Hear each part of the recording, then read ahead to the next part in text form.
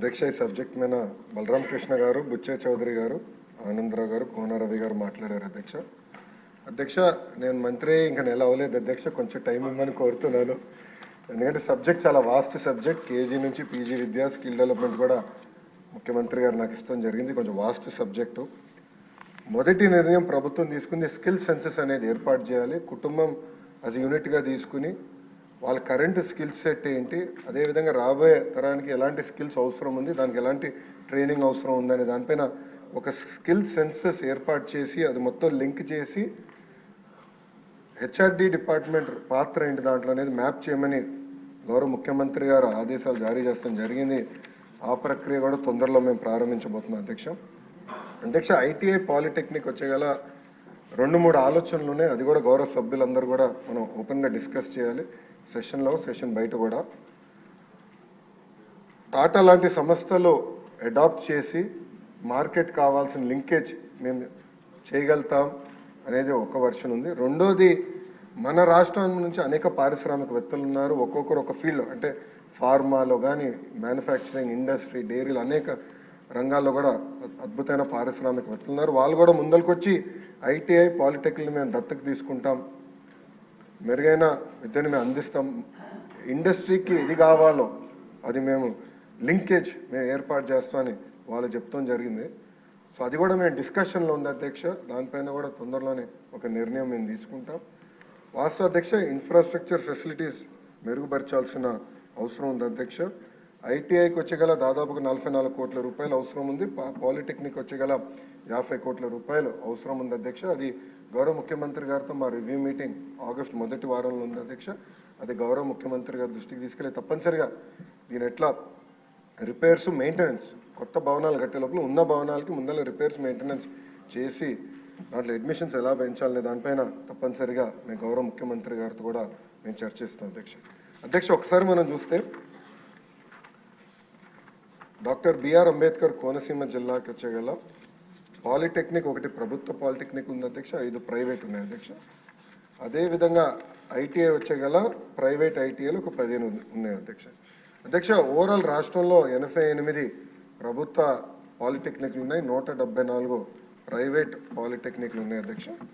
Admissions కానీ ఒక్కసారి చూస్తే ప్రభుత్వ పాలిటెక్నిక్లో 61% అధ్యక్ష, ప్రైవేట్లో 40% అధ్యక్ష.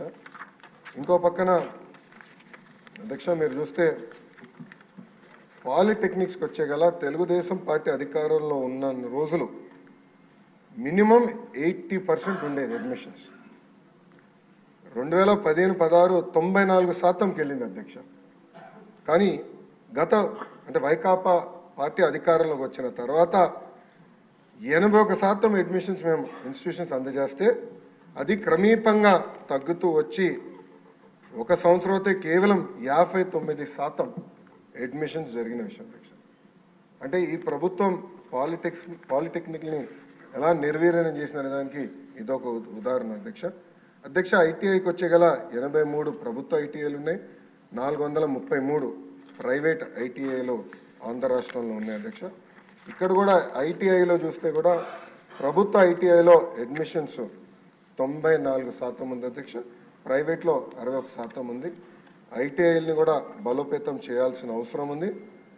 పెద్దలు బుచ్చే చౌదరి గారు చెప్పినట్లు NAC, national academy of construction అధ్యక్ష, ఇది గతంలో చంద్రబాబు నాయుడు గారు మొదటి టర్మ్లో హైదరాబాద్లో ఏర్పాటు చేసి ఫీడర్ ఇన్స్టిట్యూషన్స్ క్రియేట్ చేశారు, బ్రాంచెస్ ఏర్పాటు చేశారు. అది దాంట్లో భాగంగా రాజమండ్రిలో పెట్టారు. అది సచివాలయం కోసం ఫ్రంట్ అంతా తీసుకుని వెనకాల దూసేశారు ఎన్ఏసీని అధ్యక్ష. ఎన్ఏసీని కూడా బలోపేతం చేయాలనేది మా లక్ష్యం. సెక్రటరీ గారితో నేను చర్చించినప్పుడు కూడా కేవలం ఏదో ప్లంబర్స్, తాపి మేస్త్రీలను తయారు చేస్తాం అనేది కాదు, టెక్నాలజీతో అనుసంధానం చేయాలి. లేటెస్ట్ వస్తున్నాయి, బిల్డింగ్ మెటీరియల్స్ లేటెస్ట్ టెక్నాలజీ అనేవి వస్తున్నాయి, మెరుగైన వసతులు వాళ్ళు కల్పించాలనేది కూడా మేము డిస్కస్ చేస్తాం జరిగింది అధ్యక్ష. తప్పనిసరిగా ఎన్ఏసీని మేము బలోపేతం చేస్తాం, దాంట్లో ఎలాంటి సందేహం లేదు అధ్యక్ష.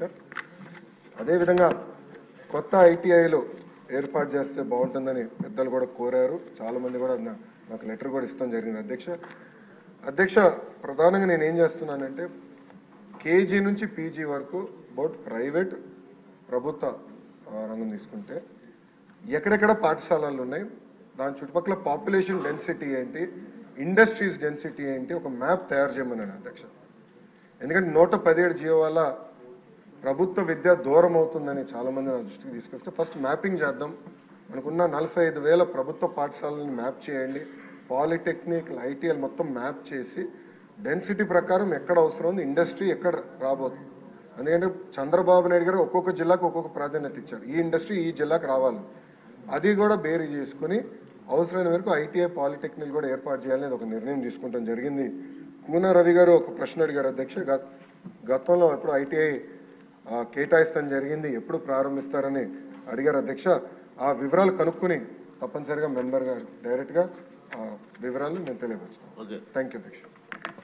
నెక్స్ట్ క్వశ్చన్ 94 సాంఘిక సంక్షేమ మంత్రి గారు.